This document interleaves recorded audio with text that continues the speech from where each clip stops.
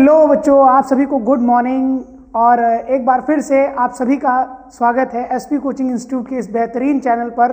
और सबसे पहले सभी बच्चों को चिल्ड्रंस डे की हार्दिक शुभकामनाएं। और सभी बच्चे मेहनत करते रहें, लगे रहें, जुटे रहें, जिससे आगे आने वाली जो परीक्षाएं हैं जितनी भी, उनमें आप और भी अच्छी तरह से सफल हों। और आज की क्लास ज़्यादा लंबी नहीं रखेंगे, थोड़ा छोटी क्लास रखेंगे, जिससे आप थोड़ा सा आज का दिन भी एंजॉय कर पाएँ। वैसे मेरी क्लास को अटेंड करने में आपको परेशानी नहीं होती होगी। सुबह मॉर्निंग में बड़े 6 बजे फ्रेश माइंड से आप 6 बजे क्लास को मेरी अटेंड कर सकते हैं। उसके बाद 6 से 7-8 बजे से पहले आप इस समय विद्यालय नहीं जाते होंगे, उम्मीद है। तो क्लास को अटेंड करने के बाद आप अच्छी तरह से एंजॉय कर सकते हैं, उसमें भी कोई समस्या और कोई भी परेशानी नहीं होनी चाहिए। तो अपनी मेहनत को ऐसे ही बनाए रखिए, अपने रिदम को ऐसे ही बनाए रखिए। तो आज के टॉपिक में हम आनुवंशिक विकार के बारे में बात करने वाले हैं। आनुवंशिक विकार का अर्थ है कि जो जेनेटिक डिसऑर्डर होते हैं वो पीढ़ी दर पीढ़ी, जो एक पीढ़ी से दूसरी पीढ़ी में स्थानांतरित होते रहते हैं। आज के 2 डिजीज हम डिस्कस करने वाले हैं, जिसमें या 2 डिसऑर्डर डिस्कस करने वाले हैं हम, जिसमें हम वर्णांध तथा हीमोफीलिया के बारे में अध्ययन करेंगे। और वर्णांध तथा हीमोफीलिया के बारे में हम पूर्ण विवरण देंगे, जिससे आपको समझ में आ जाए। तो चलिए बिना देरी किए हुए अपनी क्लास को स्टार्ट करते हैं, ठीक है, ज़्यादा समय को ना लेते हुए आपके। तो सबसे पहले हम देखेंगे कि कहेंगे कि आनुवंशिक विकार क्या कहेंगे बेटा? आनुवंशिक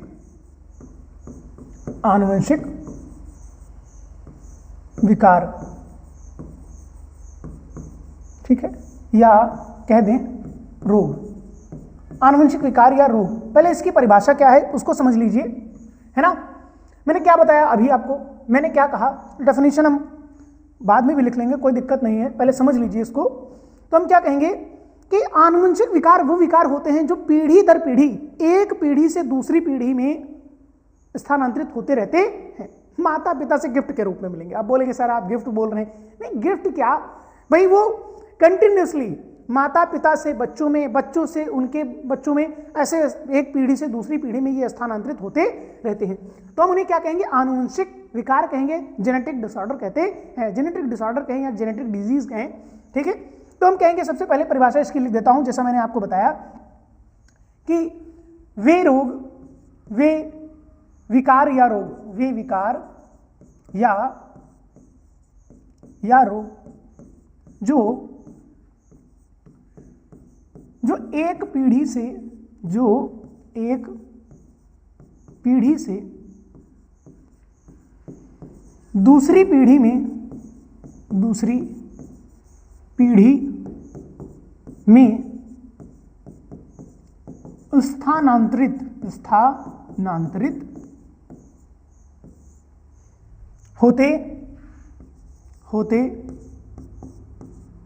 स्थानांतरित होते रहते हैं, उन्हें आनुवंशिक विकार कहते हैं। उन्हें क्या कहेंगे बेटा? उन्हें आनुवंशिक विकार कहते हैं, जैसा मैंने अभी आपको समझाया, आनुवंशिक विकार कहते हैं।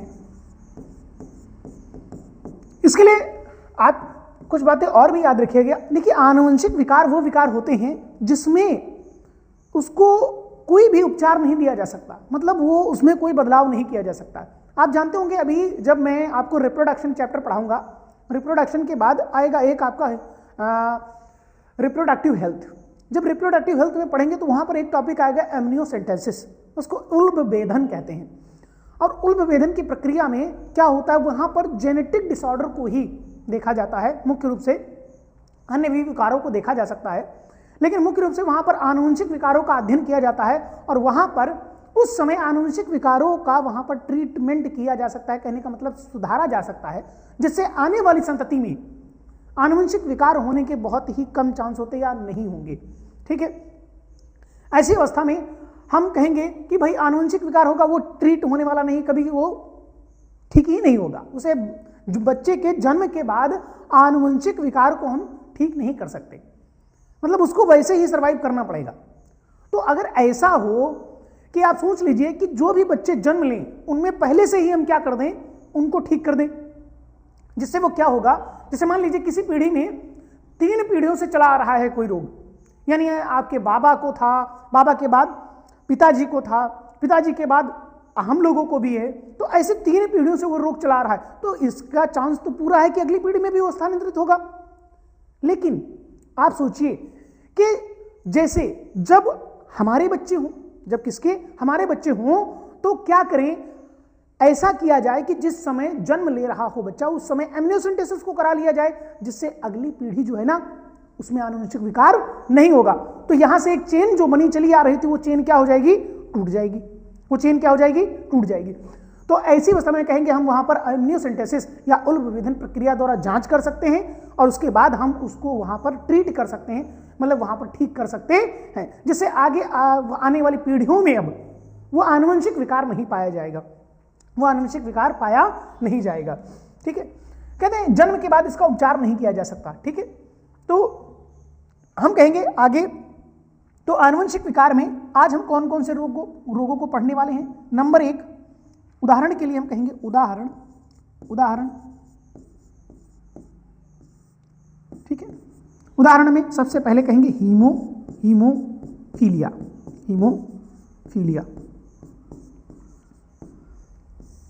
और दूसरा कौन सा होगा,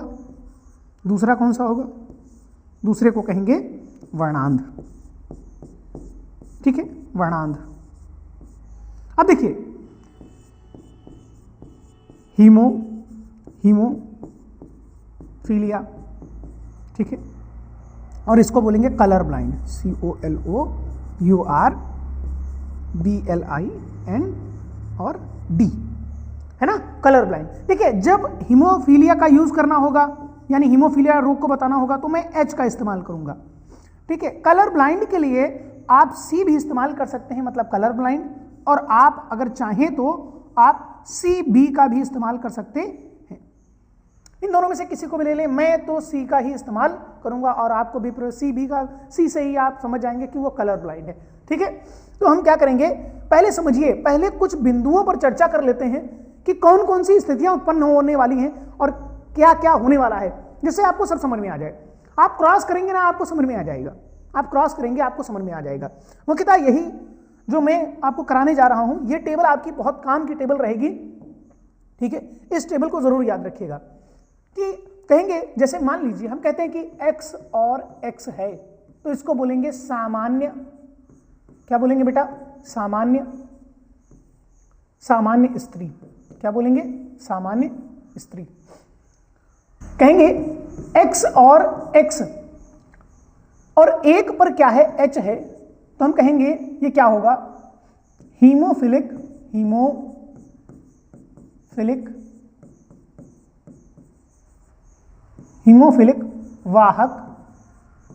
वाहक स्त्री।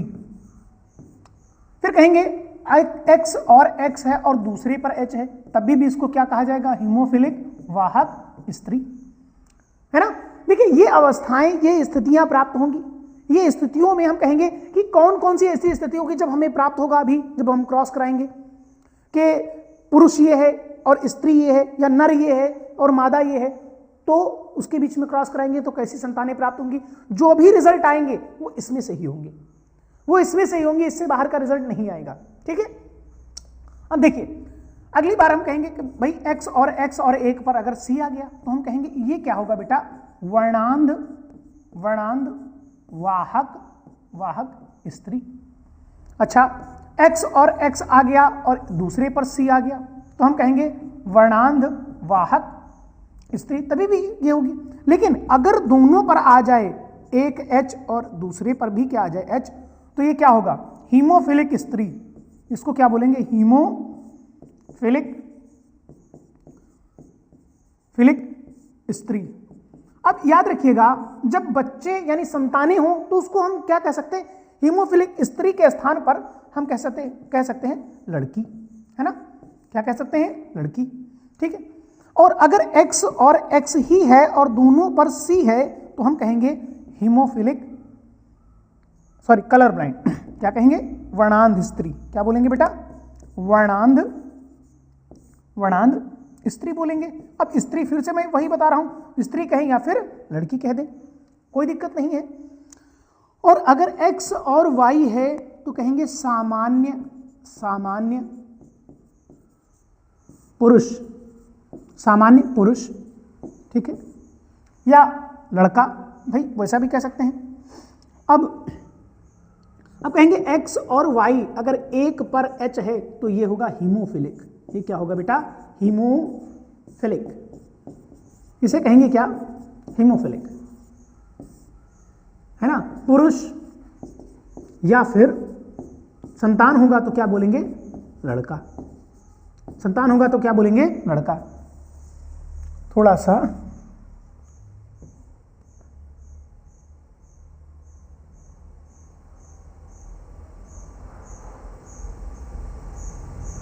है ना। अब देखें, और आखिरी में कहेंगे x और y है और एक पर क्या है? c है, तो इसको बोलेंगे वर्णांध, वर्णांध पुरुष, या फिर क्या कहेंगे इसको? रिजल्ट आया जो, यानी संतानें हुई, तो इसको क्या बोलेंगे? लड़का। ये इतने रिजल्ट प्राप्त होंगे, इतने रिजल्ट प्राप्त होकर के आपको पता चल जाएगा। जिससे कितने रिजल्ट कौन कौन से याद रखने होंगे? देखिए, नंबर 1 इसको 2 पर, ये 3, ये 4, ये कौन सा हो जाएगा आपका? 5, ये 6ठा, और ये 7वां, ये 8वां, ये 9वां, और ये क्या हो जाएगा आपका? 10वां। ये 10 आपको याद रखने पड़ेंगे। इन 10 के माध्यम से ही जब आप क्रॉस करेंगे तब आपको समझ में आ जाएगा। जैसे मान लीजिए, अब कह दें, पहले पढ़ लेते फिर इसी वाली स्लाइड पे, है ना, क्रॉस करेंगे आके हम लोग। तो पहले हम कहेंगे क्या? किसके बारे में कहेंगे? सबसे पहले हीमोफीलिया, ठीक है। इसको किससे प्रदर्शित कर रहे थे? H से प्रदर्शित कर रहे थे हम लोग, ठीक है। ऐसा कोई हार्ड एंड फास्ट रूल नहीं है, लेकिन हम इसको एस से रिप्रेजेंट करेंगे। अच्छा, इस रोग में क्या होता है? कहेंगे, पॉइंट याद रखेंगे, इस रोग में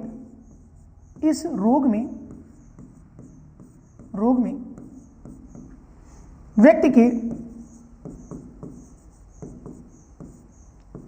चोट लगने या आघात होने पर, चोट लगने या आघात होने पर। अब भाई हीमोफीलिया क्या है? हीमोफीलिया एक ऐसा रोग है जिसमें व्यक्ति को अगर चोट लग जाए, व्यक्ति को अगर क्या लग जाए? चोट लग जाए या कोई आघात हो जाए, तो अगर चोट लग जाती है तो ब्लड, अगर ब्लीडिंग हो रही है तो ब्लीडिंग बंद नहीं होती है। नॉर्मल क्या है? 3 से 5 मिनट के अंदर ब्लीडिंग टाइम होता है। 3 से 5 मिनट के अंदर अगर कोई चोट लगी तो 3 से 5 मिनट के अंदर ब्लड बहना बंद हो जाना चाहिए। अगर इससे ज्यादा समय है तो मतलब कि उसे हीमोफीलिया है, यानी कि या फिर उसके अंदर कोई कमी है, या फिर उसके अंदर क्या है? कोई कमी है। तो ऐसी अवस्था में कहेंगे कि अगर उसे हीमोफीलिया है, अगर उसे क्या है बेटा?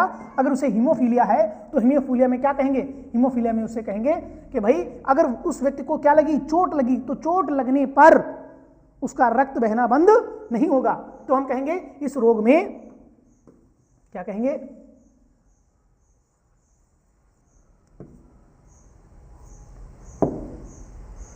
चलो छोड़ो, लिखा रहने दो, ठीक है।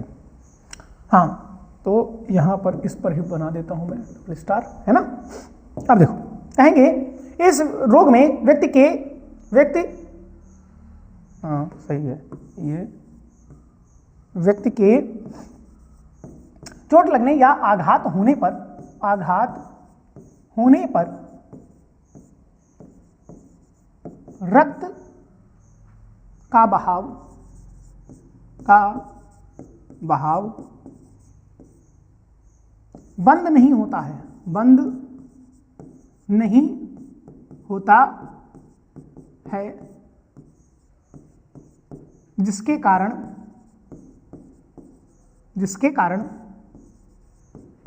शरीर से रक्त की हानि होती है, रक्त की अधिक हानि होती है ना। हानि तो ऐसे भी होगी, अधिक हानि होती ठीक है। अब ये स्थिति अगर हम कहेंगे भाई अगर स्त्री के अंदर एक गुणसूत्र पर है तो हम कहेंगे वाहक है, और दूसरे पर है तो क्या कहेंगे, वो हीमोफिलिक है। तो इस रोग में क्या हो रहा है, इस रोग में अगर किसी को चोट लग जाती है और उसे अगर हीमोफीलिया है तो ऐसी अवस्था में उसका ब्लड बहना बंद नहीं होता है। अब जैसे कि मान लीजिए कह दे, क्वेश्चन अगर आपको दे दे कि क्वेश्चन अगर आ जाए आपका, कह दे कि पुरुष क्या है, सामान्य है, पुरुष क्या है सामान्य, और स्त्री है वाहक। काहे की वाहक, H वाहक, बोले तो हीमोफिलिक की वाहक है। तो ऐसी अवस्था में उनकी संतानें कैसी होंगी, संतानें कैसी होंगी, है ना, संतानें जो होंगी वो कैसी। अब देखिए यहां पर क्या करेंगे, हम पुनेट स्क्वायर बना सकते हैं, पुनेट स्क्वायर बना लें, है ना, इस टेबल को बना लें। इस टेबल को बनाने के बाद हम कहेंगे भाई क्रॉस करा दें। क्रॉस कराने में देखिए क्या करेंगे कि कह रहा है पुरुष सामान्य है। अब देखिए मैंने आपको बताया था, देखिए यहां पर पुरुष, इसमें सामान्य पुरुष कहां है, सामान्य पुरुष XY, ठीक है, हमने ले लिया। पुरुष हमेशा कहां रहेगा, ऊपर X और Y। अब क्या कह रहा है, दूसरा क्या बोल रहा है, स्त्री है वाहक, हीमोफिलिक की क्या है, वाहक है। तो स्त्री इसमें देखिए कहां पर वाहक है। अब चाहे पहले वाले पे ले लें चाहे दूसरे वाले पे ले लें, तो हम क्या कर देते हैं, पहले वाले पे ले लेते हैं, पहले वाले पे ही ले लेते हैं। ये H हो गया और ये सामान्य है। अब क्या करेंगे, इसके बीच में क्रॉस कराएंगे। क्रॉस कराने पे क्या रिजल्ट प्राप्त होगा वो देखिए। क्रॉस जब कराएंगे तो इसका क्रॉस कराया तो X और इस पर H, दूसरे वाले पर X और Y, और इस पर क्या आ जाएगा H, इस पर X और इस पर क्या आ जाएगा, X और Y आ जाएगा आपका। ये रिजल्ट जब आपका आएगा तो आपको क्या बताना पड़ेगा कि जब सामान्य पुरुष का विवाह किसी हीमोफिलिक वाहक स्त्री से कराया जाता है तो उनकी संतानों में एक लड़की क्या होगी, एक लड़की क्या होगी, हीमोफिलिक वाहक, हीमोफिलिक क्या होगा, वाहक, ठीक है। अच्छा एक लड़का क्या होगा, देखिए लड़के में एक ही X गुणसूत्र पाया जाता है इसलिए उसे हीमोफिलिक ही कहा जाएगा, इसलिए उसे क्या कहा जाएगा, हीमोफिलिक। वो वाहक यानी लड़के कभी वाहक नहीं होते क्योंकि उनमें एक ही X गुणसूत्र पाए जाने के कारण वो वाहक नहीं होते, और एक गुणसूत्र पर जब होगा तो वो रोग ग्रसित होंगे, वो क्या होंगे, रोग ग्रसित कहलाएंगे। अच्छा एक लड़की तथा एक लड़का, ठीक है, क्या होगा, सामान्य होगा। अगर आपको समझ में ना आए ना तो आप इसको वहां से मैच कर लेना। पहले वाले X पर है H, तो पहले वाले X तो क्या होगा, हीमोफिलिक वाहक स्त्री। अगर स्त्री है तो स्त्री की जगह पे क्या कर देंगे, संतान है अगर, तो क्या कर देंगे बेटा, लड़की कर देंगे। फिर इसके बाद X और Y है और एक पर H है तो हम क्या कहेंगे, यहां पर आ जाएंगे, देख लेंगे H है तो क्या कहेंगे, हीमोफिलिक लड़का, और फिर इसके बाद क्या कहेंगे, सामान्य लड़की, और ये क्या हो गया, सामान्य लड़का। तो ऐसे हम समझ जाएंगे कि क्या होगा, कि कैसे हम हीमोफिलिक के बारे में बता सकते हैं कि उसमें क्या होता है, ठीक है। तो हीमोफिलिक के बारे में इतनी बात आप अच्छी तरह से याद रखेंगे, तो उम्मीद है आपको ये वाला टॉपिक आपको अच्छी तरह से समझ में आया होगा, ठीक है।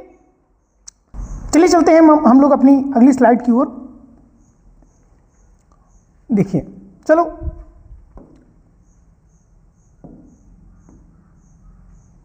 अच्छा हाँ सुनिए, एक चीज और याद रखिएगा आप कि जब हम कहेंगे हीमोफीलिया के कुछ और नाम हैं, वो भी आप याद रखिएगा। मैं थोड़ा सा इसको सही कर देता हूं, ये ऐसे कर देते हैं, है ना। इसके कुछ और नाम हैं, याद रखिएगा। इसको बोलते हैं रॉयल डिजीज, रॉयल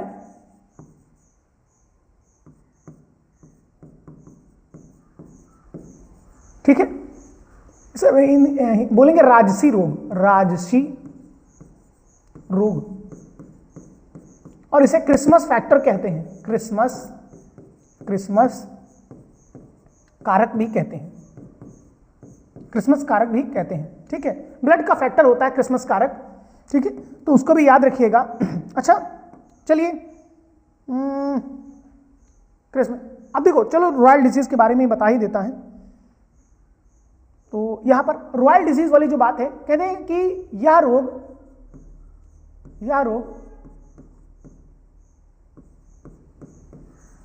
इंग्लैंड की महारानी विक्टोरिया को था। विक्टोरिया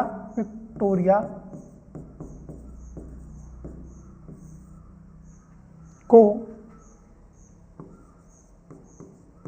था। वो इसकी वाहक थी, वो इसकी वाहक थी और उनसे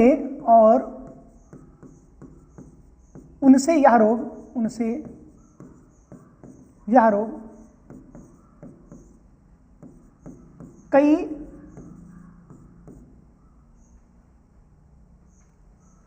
रॉयल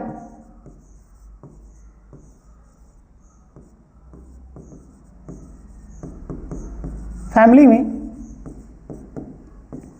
स्थानांतरित हो गया।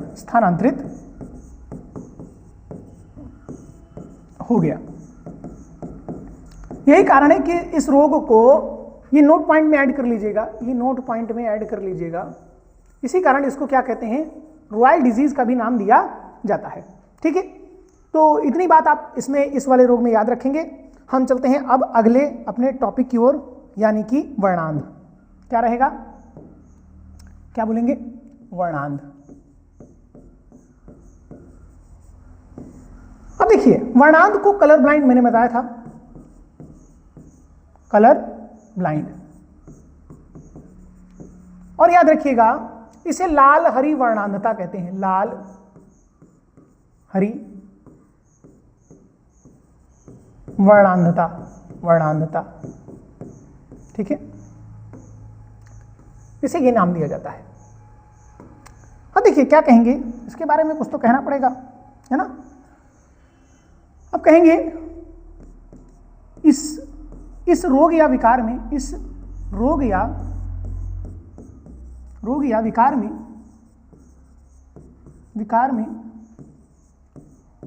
अच्छा, वर्ण का मतलब होता है रंग। भाई मेन क्या है यहां पर, ये रंगों को सही से देख नहीं पाएगा, इसे कहेंगे लाल हरी वर्णांधता। इसे क्या कहेंगे, लाल हरी वर्णांधता। मतलब इसमें मेनली जिस रंग को वो नहीं देख पाता है वो लाल और हरा रंग होता है। वो कैसा रंग होता है, लाल और हरा रंग होता है। तो इस रोग में व्यक्ति रंगों को ठीक प्रकार से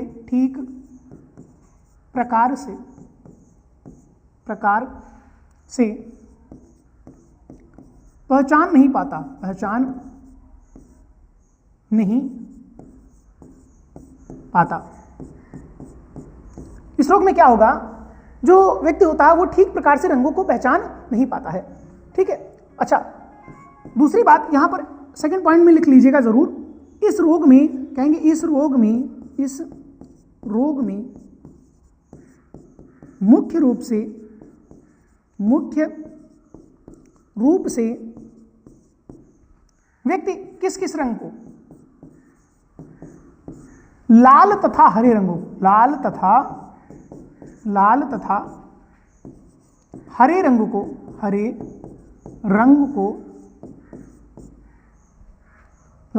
रंग को पहचान नहीं पाता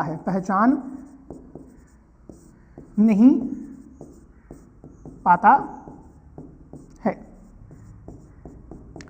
याद रखिएगा इसके लिए एक दो पॉइंट और भी, कि ऐसे व्यक्ति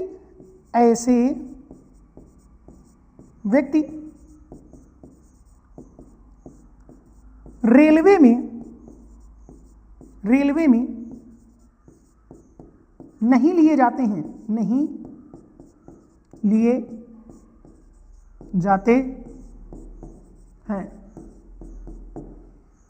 अब देखिए ऐसे व्यक्ति रेलवे में, भाई पता लगा ऐसा है कि कह रहे हैं वहां पर तो रेड और ग्रीन सिग्नल के लिए, तो वहां पर मेनली वहां पर उसका काम है लाल और हरी, है ना। तो ऐसे में अगर वो व्यक्ति पहचान नहीं पाएगा, पता लगा लाल झंडी दिखा हरी रहा है और कहने लगे आओ, पता लगा समेट दिए, तो ऐसे में क्या होगा कि वहां पर कई जगह पे ये खतरे रहेंगे। तो ऐसे व्यक्तियों को जहां पर मुख्य रूप से रंगों का ही कार्य हो, वहां पर जैसे डाई वगैरह होता है, वहां पर भी ऐसे लोगों को नहीं लिया जाएगा, है ना। उस कंपनी में भी ऐसे लोगों को नहीं लिया जाएगा, रेलवे में भी ऐसे लोगों को नहीं लिया जाएगा। अच्छा, याद रखिएगा एक खास बात और याद रखिएगा। इसके लिए कहेंगे कि 8% पुरुष तथा मात्र 0.4% स्त्रियां वर्णांध होती हैं। स्त्रियां, है ना, वर्णांध होती है। अब समझ लीजिए भाई, पुरुषों का प्रतिशत कितना है 8 और स्त्रियों का प्रतिशत है 0.4%। 0.4%। तो समझ लीजिए कि इतना जो ये जो परसेंट आ रहा है कि 8 से इतना ज्यादा क्यों। देखिए, पुरुष में एक ही X गुणसूत्र पाया जाता है, एक पर होगा तो वो होगा क्या, रोग ग्रसित। लेकिन स्त्रियों में जब तक दोनों पे नहीं होगा तब तक वो रोग ग्रसित नहीं होंगी, तब तक वो रोग ग्रसित नहीं होंगी। इसीलिए देखा है ना, लड़कियां ना रंगों को बहुत अच्छी तरह से पहचान लेती हैं। कभी उनको नेल पॉलिश खरीदते हुए आप देखिए तो वो जो है, अब लाल कलर की अगर खरीदनी उन्हें तो वो शॉपकीपर से बोलेंगे भैया रेड कलर की नेल पॉलिश दिखा दीजिए। अब रेड करे लाल, करे नहीं डार्क रेड, करे लाइट रेड, करे पिंकिश रेड, करे फ्लेम रेड, ब्राउन रेड, ऐसे करके मतलब स्पार्कल रेड, इतने रेड के वेरिएंट बता देंगे आप घबरा जाएंगे। तो आप यही कहेंगे लाली मेरे लाल की जित देखूं तित लाल, और लाली देखकर मैं गया मैं भी हो गया लाल। तो ऐसी अवस्था में भाई 0.4% ही क्या होती है, स्त्रियां वर्णांध होती हैं, और 8% क्या होते हैं, पुरुष क्या होते हैं, वर्णांध होते हैं। तो यहां पर भी जैसे मैं आपको क्वेश्चन दे दूं, कह दूं कि भाई के पुरुष है, पुरुष यहां पर परिवर्तन कर देते हैं, पुरुष जो है, पुरुष क्या है, वर्णांध है। पुरुष क्या है बेटा, वर्णांध, और स्त्री को सामान्य कर देते हैं। स्त्री क्या है, स्त्री क्या है, इस बार स्त्री है सामान्य। तो इनकी संतानें क्या होंगी, इनकी संतानें क्या और कैसी होंगी, संतानें कैसी होंगी भाई। अब देखिए, ये आ गया आपका क्वेश्चन, ये आ गया आपका क्या, ये आ गया आपका क्वेश्चन। अब इस क्वेश्चन के लिए आंसर करिए भाई सब लोग। क्या करेंगे, क्या करना है ना, ये करेंगे ऐसे, ऐसे करने के पश्चात क्रॉस कर दीजिए। भाई सामान्य के लिए हमने क्या कहा था, हमने कहा था X और Y, पुरुष के लिए होगा नहीं, हाँ वर्णांध है तो इसको बोलेंगे C, और सामान्य स्त्री सामान्य X और X। तो इसका क्रॉस करेंगे तो X और X ये C हो गया, ये X और Y, ये X और X ये C हो गया, और ये X और Y। अब इसमें क्या, दोनों लड़कियां यानी लड़के, अगर पुरुष में X पर है तो X जो जाएगा, तो जाइगोट के पास अगर X जाएगा तो लड़की तो होगी, Y जाएगा तो क्या होगा, लड़का। भाई Y गुणसूत्र द्वारा लड़के का तो निर्धारण होगा, ऐसे ही है ना। तो हम कहेंगे भाई, चलिए क्या कहेंगे इसके रिजल्ट के लिए, भाई दोनों लड़कियां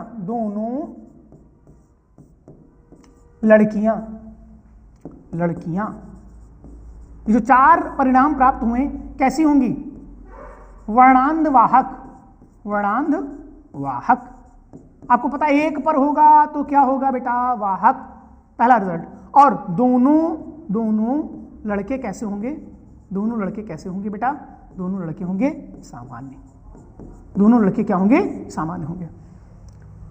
तो ऐसे करके इसके बारे में हम लोगों ने आज किस चीज के बारे में पढ़ा कि आनुवंशिक विकार क्या होते हैं। आनुवंशिक विकारों में ये हमने देखा कि भाई वर्णांध तथा हीमोफीलिया क्या है, वर्णांध तथा हीमोफीलिया क्या है। अच्छा, एक चीज और याद रखिएगा इसके आगे कि इसके लिए यहां पर पहले स्टार बना देते हैं, ठीक है, ठीक है। तो कहेंगे X अप्रभावी, X क्या होगा, ये X अप्रभावी के कारण मतलब ये अप्रभावी के कारण होता है, X लिंक डिसीज इसको कहते हैं, ठीक है। अब ये भी होगा आपका पहला वाला भी रोग जो हम लोगों ने पढ़ा था, तो ये भी क्या होगा, अप्रभावी के कारण, अप्रभावी, ठीक है, यानी कि हम कहेंगे रेसेसिव, ठीक है, क्या बोलेंगे? रेसेसिव। अब ये रेसेसिव के कारण होगा, जैसे प्रभावी के कारण अगर होता तो एक में होता तभी भी उसे हो जाता, लेकिन एक पर है तो वाहक दोनों पर है, तभी वो क्या हो रहा है, तभी वो जाकर के रोग ग्रसित हो रहा है। लेकिन एक पर है अगर प्रभावी होता तो उसमें भी वो रोग दिखाई देता, इसलिए हम कहेंगे ये क्या है? अप्रभावी के कारण है। इसलिए क्या है? अप्रभावी के कारण। देखिए यहां पर अगर ऐसा होता कि अगर प्रभावी होता तो अगर ये रोग प्रभावी होता तो एक ही पर हो जाता तो उसमें रोग दिखाई देता, लेकिन एक पर है तो वाहक का कार्य कर रहे, एक पर है तो वाहक का कार्य, जब तक दोनों पर नहीं होता तब तक वो रोग ग्रसित नहीं होती, इसलिए कह रहे हैं हम क्या है? ये अप्रभावी के कारण है। तो बेटा उम्मीद है आज की क्लास आपको समझ में आई होगी अच्छी तरह से, है ना? अच्छा एक चीज मैं आपको और दिखा देता हूं, है ना? देख लेते हैं हम लोग, है ना? कुछ यहां पर सर्च बार में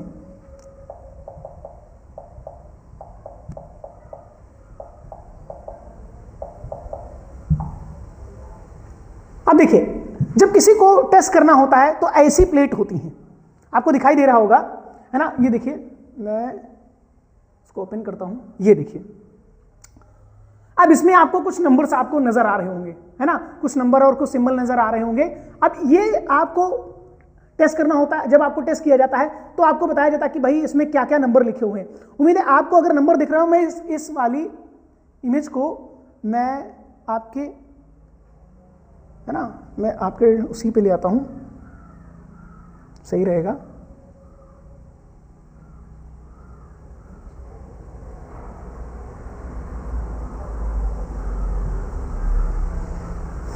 देखते हैं आती है या नहीं आती है, नाराज तो नहीं है, है ना? पिक्चर्स में आ गई है, आ गई, ये देखिए, है ना? थोड़ा शिफ्ट कर देता हूं, जिससे आप जब देखेंगे तो आपको समझ में आएगा। तो ये तो था रिजल्ट, ये हमने रिजल्ट को थोड़ा ऊपर कर दिया है, ठीक है, और इसको छोटा कर दिया। चलो अच्छा, कोई दिक्कत नहीं है ना? और ये वाली प्लेट को हमने क्या कर दिया? ऐड कर दिया, है ना? अब इसमें आपको कुछ नंबर दिखाई दे रहे होंगे, जब अच्छा इसमें आपको नंबर जैसे रास्ता, इसमें तो ऐसे ही दिखाई दे रहा है आपको, है ना? इसमें ऐसे दिखाई दे रहा है, लेकिन आगे जब आप देखेंगे आपको 8 के बाद आपको क्या दिख रहा है? 57, फिर उसमें 8, 57, 5, फिर 29, फिर उसके बाद 3, फिर 96, फिर 12, उसके नीचे 35, फिर 7, फिर इसमें क्या है? इसमें तो नंबर मुझे भी नहीं दिखाई दे रहा है, इसमें तो रास्ते ही दिखाई दे रहे हैं दोनों में, है ना? तो ऐसी अवस्था में कहेंगे ये कुछ ऐसे नंबर्स या प्लेट का इस्तेमाल किया जाता है जिसमें ये टेस्ट किया जाता है, जब वर्णांक के लिए टेस्ट होता है तो ऐसी प्लेट का इस्तेमाल किया जाता है, इसको कलर ब्लाइंड प्लेट कहते हैं, ठीक है ना? कलर ब्लाइंड टेस्ट प्लेट इसको बोलते हैं, बोलेंगे क्या? COLOUR, colour blind test plate, ठीक है? कलर ब्लाइंड टेस्ट प्लेट इसे कहते हैं। तो इस तरह से क्या होता है? इसका टेस्ट किया जाता है ना? जिसको ये रोग होता है तो उसके लिए ये टेस्ट किया जाता है। उम्मीद है आपको मेरी क्लास अच्छी तरह से समझ में आई होगी। तो आज के लिए हम लोग इतना ही रखेंगे, इसके लिए आप नोट्स बना लीजिएगा, एक बार क्रॉस करके आप अवस्थाएं, जैसे पुरुष के लिए और स्त्री के लिए अलग अलग, दोनों में, यानी दोनों को रोग ग्रसित करके देखिए, तब तो आपको सारे रिजल्ट वैसे ही प्राप्त होने हैं, है ना? एक को वर्णांत कर लीजिए या एक को हीमोफिलिक कर लीजिए, दूसरे को सामान्य रखें, ऐसे करके आप क्रॉस करिए पुनेट स्क्वायर के माध्यम से। देखिए जो मैंने बताया है वो आपको समझ में आ रहा है या नहीं आ रहा है, और क्रॉस आप कर पा रहे हैं या नहीं कर पा रहे हैं। एग्जाम में कैसा भी क्वेश्चन पूछा जाएगा, मेरी उस स्लाइड के अलावा आपसे कोई बाहर से रिजल्ट नहीं आएगा जो इसमें आपको ये पूरी की पूरी हेल्प करेगी आपको। ये सबसे इंपॉर्टेंट है ना? ये आपका ये इस पर आप इसको लिख लीजिए, कहीं पर भी आप इसको लिख लीजिएगा, है ना? इसको कहीं पर भी आप ऐड कर लीजिएगा, जिससे आपको समझने में कोई भी समस्या ना आए। तो उम्मीद है बेटा आपको क्लास मेरी अच्छी तरह से समझ में आई होगी। तो आज के लिए इतना ही। Thank you class, thank you so much. और एक बार फिर से सभी को चिल्ड्रंस डे की हार्दिक शुभकामनाएं। और आज के लिए इतना ही रखते हैं। Thank you class, thank you so much, bye bye.